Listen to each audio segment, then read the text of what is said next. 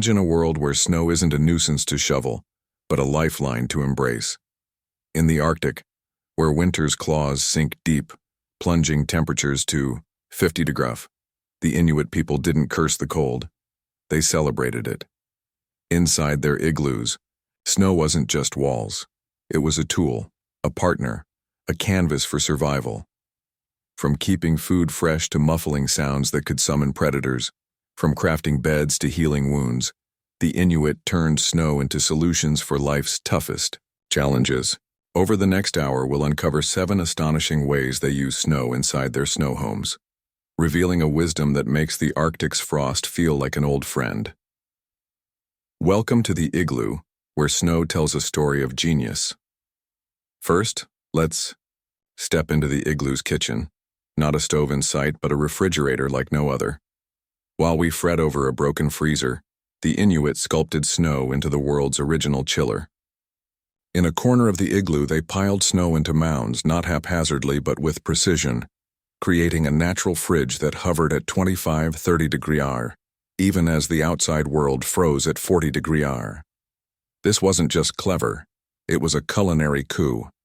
Meat, seal, caribou or fish, stayed fresh for weeks, soft enough to slice without hours of thawing, like nature's fast defrost button, minus the microwave's beep. The secret lies in snow's magic. Countless air pockets, tiny traps for heat, making it a top-tier insulator. Packed snow boasts an R value of 1 to 2 per inch, rivaling modern foam at R 3.5. Inuit families buried foods at different depths in these piles, crafting temperature zones like a fridge's shelves. Deeper for fish, shallower for meat. It was a tundra pantry with no plug required. Packing the snow was an art. Too loose and it warmed, too tight and it iced over. Kids learned this balance young, their hands mastering snow's texture while our kids swipe screens.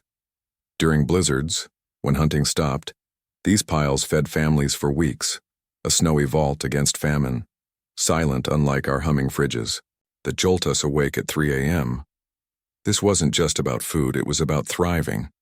An elder from Nunavut once said, "Snow keeps our meat, and our meat keeps us." While we panic over a day-long power outage, the Inuit scooped fresh snow from outside, rebuilding their fridge in minutes. No repairman, no bills, just snow and know-how. Picture it, a family carving seal under the Quolix glow, their breath, visible, pulling chilled meat from a snow mound as if it were a grocery aisle. It's a scene of resilience where cold became a cook's ally, not a foe. But snow's talents didn't stop at preservation. Inside an igloo, it played a stealthier role, soundproofing, a shield against the Arctic's sharp-eared predators. In our world, we worry about neighbors overhearing karaoke. In the Arctic, a loud moment could draw a polar bear, its nose sniffing dinner from a mile away. Wolves, with hearing 16 times sharper than ours, could catch a whisper across the tundra. The Inuits' answer? Snow, nature's acoustic sponge, soaking up sound like a recording studio's foam, but free and frosty. They packed snow along the igloo's walls, not for warmth but for silence. Each flake's air pockets trapped vibrations, absorbing up to 90% of sound waves, 60 decibels, the gap between a chat and a chainsaw. Children's laughter, a baby's cry, or the clatter of sharpening harpoons vanished into these mounds, keeping the family invisible to prowling beasts. During hunting season, when plans for tracking seals or caribou filled the air, snow muffled, strategy talks, ensuring no wolf overheard the menu. It was a secure war room, Arctic style, where snow didn't just keep you warm, it kept you hidden. Picture a family inside, the quollik crackling, voices low as they plan tomorrow's hunt. Outside, a bear lumbers past, ears pricked, but hears nothing. Snow's silence was their cloak, a defense as vital as any spear. Elders taught kids to pack these mounds just right, loose enough to absorb, firm enough to hold. While we buy noise-canceling headphones, the Inuit sculpted quiet from the tundra's endless supply, proving snow could guard as fiercely as it chilled. Now let's talk about a less glamorous but critical use, sanitation. In the Arctic, where blizzards rage at 60 mph and temperatures plummet to 40 degrees Celsius, stepping outside for a bathroom break isn't just inconvenient, It's a frostbite gamble. The Inuit didn't flinch. They carved snow sinks inside the igloo, shallow depressions filled with loose snow, tucked in a corner far from the kitchen. These weren't crude fixes, but ingenious systems, turning snow into a disposable toilet that vanished with a scoop. Snow's absorbency was key. A cup of fluffy snow could soak up a quarter cup of liquid, its crystal lattice acting like a frozen sponge. At sub-zero temperatures, odors froze too. Snow cut smells by 80% compared to warmer climates, a natural deodorizer no pine-scented spray could match. Used snow was shoveled out, fresh snow packed in, leaving no trace, no waste. It was a self-cleaning bathroom, no plumber required, no guest towels too fancy to touch.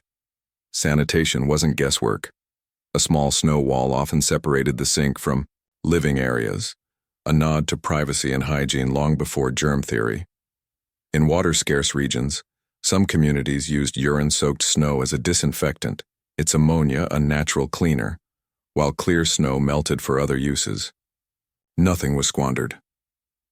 During storms, when leaving the igloo meant risking life, these sinks preserved warmth and health, each scoop a small victory over the elements. Imagine it, a mother, furs bundled, tending the quillic while her child uses the sink, safe from the howling wind. Snow didn't just clean, it cared. Water, though, was the Arctic's trickiest puzzle. Surrounded by ice, dehydration still loomed, a cruel irony like starving in a bakery. Eating snow directly was a trap. It dropped body heat, burning 150 calories per pound to melt, like running a mile just for a sip. The Inuit solution? Indoor snow, melted slowly using the quillic's warmth or body heat, preserving energy. They chose snow carefully, fresh, white, crystalline, not blue-tinted with minerals. Their language held dozens of snow names, each a recipe for use. While we fumble with slush or powder, kids learn to test snow's purity by taste and touch, a skill sharper than our coffee snobbery. Vessels for melting were broad to catch heat, narrow to hold it, some darkened to absorb the quillic's glow. During blizzards, when venturing out was suicide, these snow piles were a lifeline, yielding water without a step outside. Picture a family, lamp flickering, passing a cup of meltwater, each sip a defiance of the storm. While we ordered takeout, in bad weather the Inuit turned snow into survival, their igloo a fortress of foresight. Sleep brought another surprise. You'd think snow beds spell hypothermia, but the Inuit sculpted them into cozy havens. Raised platforms, or igloos, stood 18-24 inches off the floor, built from packed snow along the walls. Why elevate? Cold air sinks, making the floor 20°F chillier than higher up. Sleeping aloft caught warmer air, like picking the top bunk to dodge a draft. These platforms weren't flat. Bowl-like dips cradled furs, raised edges stopped midnight. Tumbles, a frozen guardrail no carpenter could beat. Caribou furs, hollow hairs trapping air, layered over twigs for insulation, hitting an R30 value, better than many modern beds. Too warm? Peel a fur. Too cold? Pile on. Melting drained below, keeping sleepers dry, a trick winter campers now mimic. The curve supported spines, rivaling ergonomic mattresses we pay thousands for. Families slept strategically, parents near the entrance, shielding kids from drafts, babies in fur-lined snow cradles. Guests? Add snow, expand the bed, no sofa beds creak. Daily, platforms were repacked, a chore our mattress flipping can't touch. Picture it. A family nestled in furs, the quillic's glow fading, snow cradling them in warmth.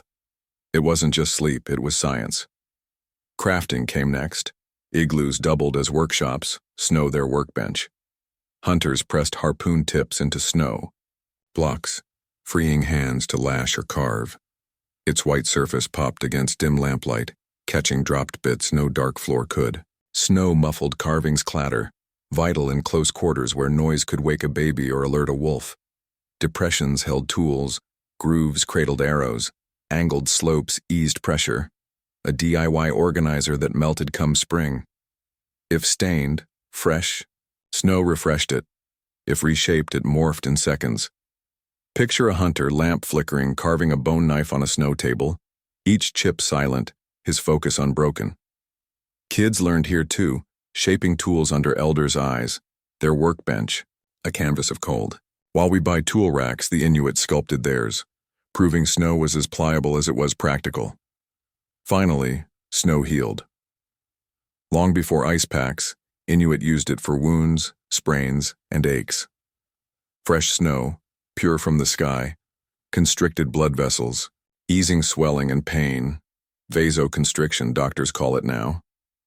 Thin layers cooled cuts without freezing tissue, thicker packs numbed bruises, toothaches or joint pain eased under snow's touch, applied for 5–10 minutes to avoid frostbite. A twisted ankle treated fast kept hunters mobile, a lifeline miles from camp. Snow's cleanliness was its strength, purer than many ancient waters, a natural bandage. Kids learned to pack compresses, giggling at snow therapy but knowing its worth. Picture an elder, furs wrapped, pressing snow to a sore wrist, the igloo quiet save for the kolik's hum. It wasn't just relief, it was medicine, snow's final gift. These 7 uses, fridge, silencer, sink, well, bed, bench, healer, weren't tricks but a philosophy. Snow wasn't a foe, it was family. From feeding to protecting, comforting to curing, the Inuit wove it into life, their igloos a stage for ingenuity. As we shovel snow with grumbles, they sculpted it with gratitude, showing that even in the coldest dark,